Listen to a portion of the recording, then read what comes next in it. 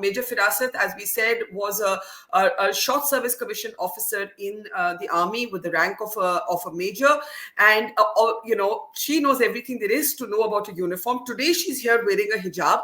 Can I first ask you? You were in the Signal Corps, ma'am. Is that correct? Yes, ma'am. Good evening, ma'am. Yes, I was in the Corps of Signals. Okay. Now, when you were in the military, obviously there was no hijab. There was a headgear, and that brought me to a habit of covering the head. My mother is a head of department of botany. She doesn't wear hijab. Very few people of my family wear it. But when you are in your profession, focus on your work. That habit has brought me into this. What age were you when you started wearing a hijab? I would say the moment I left army. Yeah. So what made you do it? I mean, you more than anybody on this panel knows what a uniform is, right? You are a creature, a product of the military uniform of our nation. You would never have, I'm guessing, said to your superiors, let me wear a hijab with my military uniform, right? You would never have said that. Yes. So why now? What made you do it? To be very honest, ma'am, when we are in the uniform, we generally wear a bun behind, which I'm still wearing. And then we generally put, so you will find most of the army officers much more focused towards their towards their uniform, looking after the smartness of their beret. But as ladies, we are least concerned about the bun. So when I came on the civil street, I understood I cannot make a good hairstyle when compared to other ladies, but I can surely manage my dress with my scarf. So this is the thing. So is it a fashion statement? Is your hijab a fashion statement? No, you can look at Captain Amrinder Singh. He was in the uniform. Yes, he is CM of Punjab. He was erstwhile CM of Punjab. And when you stand for people, when you work on the ground, your focus should be the ground, not what you wear. So how do you see this whole controversy?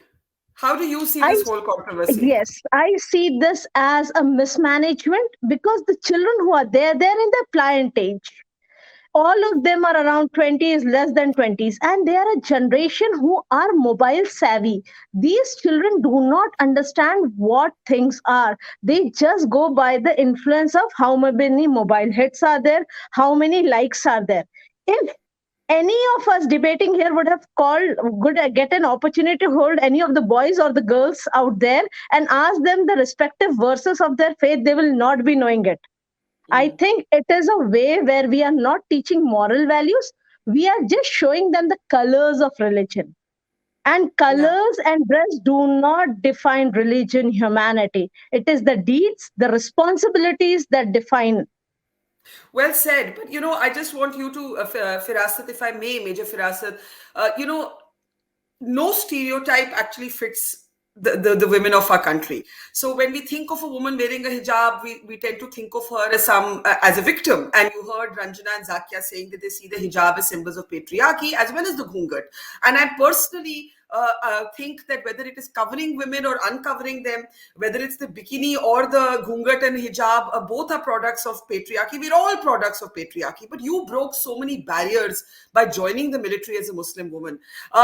Today, when you wear the hijab, what does that hijab symbolize for you? Having been a soldier. I am on the governing councils for few things. At Government Engineering College, I am the alumni representative for industry engagement. The chairman of the governing council, Mr. Vivek, clearly tells me, Firasat, when I see you wearing a hijab and holding a pen and getting into the industrial area, I feel the culture, the education, and the women gender is safe. He precisely brings out, Firasat, when I see you, you make the old people see, ma'am, when I came to armed forces or when I broke many barriers in my life, when people used to tell me, complain me, I take it as a complaint. I just filter it out, keep it to the side, and I think what would you say to these girls? What would you say to these girls or to the school authorities? With these girls, I would say focus on your education. Focus both for the boys and the girls. I will say focus on your education. If we see these clips, there are people in between, the teacher, the human chain guys who are taking the social responsibility of keeping peace. They are not understanding by like a state like Karnataka, who is into a IT hub, and issues like hijab, Islamophobia will actually, we are wasting the money of the taxpayers. Very interesting, and you're saying that as a woman wearing a hijab. So it's actually fascinating. See, it's the IT industry that gives identity to Bangalore. It's the IT industry that gives Bangalore its identity. It is foreign investments that has brought the state up, and it is one of the most developed states. Issues like this are actually diversion from some other spectrum of some other activities in some other state. Major Firasat, if you were talking to Muskan, that young girl who withstood a mob, but she was in a burqa, so a lot of contradictions there, just like there might be with you, where people look at the soldier and now you're wearing a hijab. What would you say to Muskan? If I was there in the position of Muskan, I would have told her there was no point in taking name of the religion or other thing, because I myself had faced in my college life. I had come out of riots, not just myself. I had taken 4 girls, dropped them at their house, and I had come back to my house and offered tea to the person who was accompanying us in the vehicle. When the rioters had entered my class, I had done that. And I think that was one of the interview questions also when I went to army. Well, okay, I think you have a lot of generosity of spirit, but I can also feel for what Muskan went through. It must have been a traumatic moment. Are you trying to say something, Firasat? To say, understand, it's not just Muskan, it is the boys as well. They are very young, they are in their pliant age. They themselves will repent after 1 or 2 years. They are in their age where they are going to make best friends for life. Well, we college friends are the best friends for life. You are still full of a lot of hope. Yes, you are full of a lot of hope. It is just the orchestration and people who feed into their minds.